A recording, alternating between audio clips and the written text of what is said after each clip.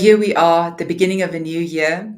You might have been in the market for a long time, or you might be fresh to the market looking for a new career opportunity. And sometimes that waiting time is much longer than what we expect. And it can get quite frustrating from when you decide, I want to make this change, and you're ready to make the change to when it actually happens. So today I just want to run through some pointers for what you can do in between that period to make sure that you don't get grumpier and grumpier along the way, but you actually use the time productively, and that when the new opportunity comes, you're ready to step into that. So, number one, quite obviously, work on your CV. It's surprising to me how many times people have been in the market for a long time and they still present a very poor quality CV. It's a lazy copy and paste of company job descriptions. It's full of spelling and grammar errors, and the format doesn't work. So, go and put together something decent with 8 or 10 key duties per role. Make sure the layout is good. Make sure you indicate key successes, projects, contributions that you've brought to companies, so that when your CV is compared to all of the others who apply, who literally just have company job descriptions, your CV actually speaks into what value add you will bring on board for a company. It is sure to give you a much better chance for an interview for a role than for those guys who actually just send a generic CV through. The next thing you should do is to work on your LinkedIn profile. So many LinkedIn profiles are very scarcely populated. It might have just a company name and maybe a title with it, sometimes even with a company name and a few duties there, but not really much around the context of what that company does, and lacking all of the keywords. And remember, LinkedIn works on Boolean search. So if you don't have the keywords as part of your profile, then your CV is not going to be picked up when internal or external recruiters search for a specific skill set or a specific industry expertise. So make sure you work on putting together a good LinkedIn profile with good context, and again, the key successes that would speak to the market about the value add that you will bring into new companies, so that you can pop on LinkedIn as much as you pop in your CV. And nowadays, really, CVs and LinkedIn are 50-50. It's all of your presentation to market. And then, of course, make sure that when you are applying for roles, that you actually take the time to read properly what you are applying for.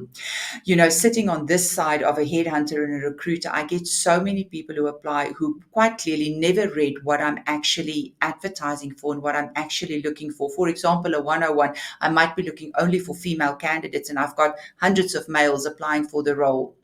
I'm a very strong believer in sowing and reaping. And if you keep on sowing bad seeds to the market, where you are literally simply wasting people's time for roles where you do not qualify at all, you are sowing seeds that others are going to treat your CV with the same kind of disrespect.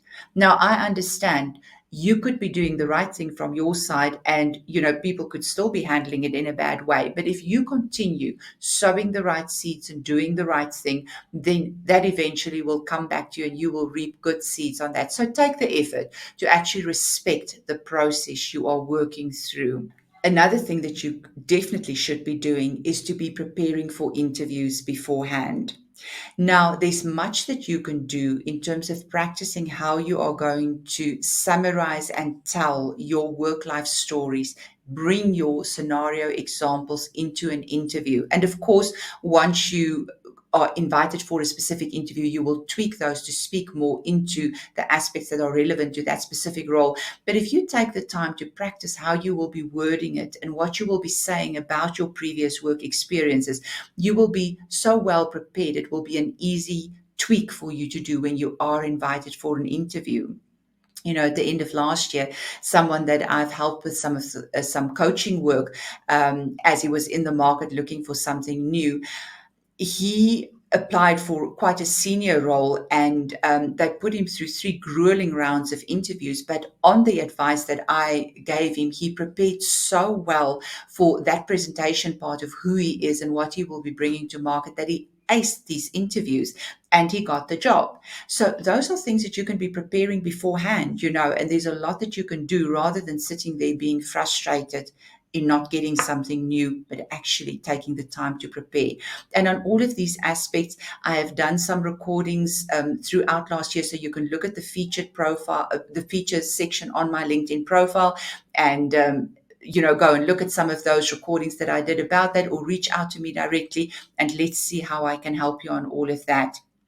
Then another thing that you can consider doing is to get a career coach. Yes, it will cost you something, but we sometimes get so much in our own heads, and our thinking is so limited to just what we can see and how we perceive ourselves.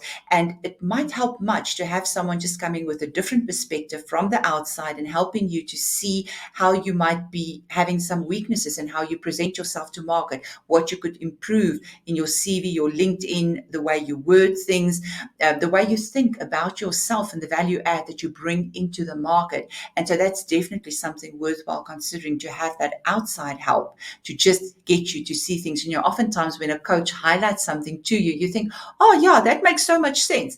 But just because you've never seen it from that perspective, you didn't change that in you, and it just helps to get you over the finish line on those kind of things.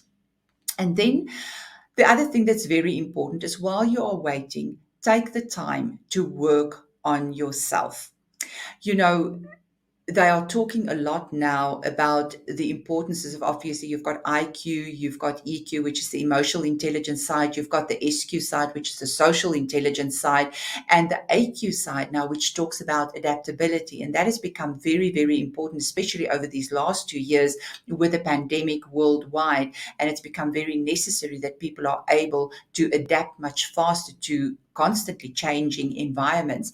And so IQ is one aspect, and many times that's important to have a certain level of qualification, a certain level of intelligence to get you into the market. But the things that have been proven time and time again through various studies, that's going to get you ahead into senior management roles and into even senior specialist roles, are these EQ, emotional intelligence, the social intelligence, and now the adaptability intelligence. And there's much that you can do to read up on those things, to teach yourself and learn how to act better in the work environment, how to work better with people, and how to, skills and tools that you can use to make yourself more adaptable, and how to think about things. And so it's worthwhile taking that time, to learn how to work with that very frustrating, difficult manager, because along the line, those are the kind of things that's going to make you stand out for the senior roles next to the other guys who have never taken the time to develop themselves in terms of their emotional, their social, and their adaptability quotient.